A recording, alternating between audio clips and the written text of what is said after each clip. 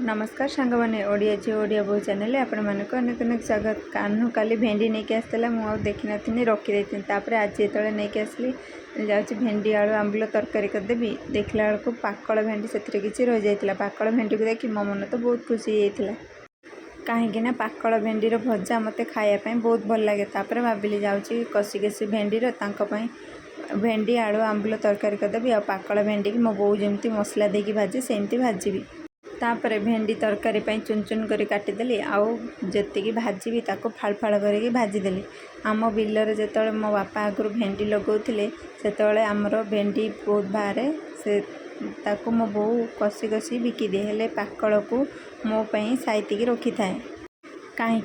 कषि भेंडी ठार मत पाकल भेंडीटा खायापी बहुत ही भल लगे। तापर मसला को बाटी बुटी देकी एपटर भेंडी तरकारी भेंडी आलू को भाजी दे काढ़ी देकी सेपटर मसला को कषे देकी आलू पकई देकी कषेदेली कषे दे सारापर पानी दे देकी घोड़ेदेली भेंडी तरकारी बसई देकी एपटर भेंडी भाजापी लग पड़े फाड़ भेंडी की पकई देती कड़ेर तापर से देती बाटिक रखी लंका रसुण जीरा और सोरिष से मसला को देकी लुण हलदी देकी एपट सेपट करके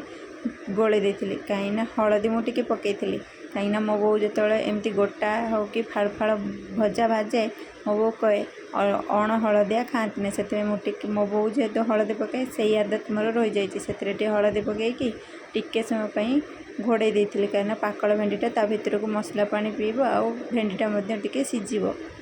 आउ भेंडी मोर सीझीगला कड़े को भेंडी ओजार देती कड़े को टे भल भाव में धोई देती कहीं न जदि कड़े की धोया ना भेंडी की जारिला बेले कड़े आम टे अधिक पोड़ीज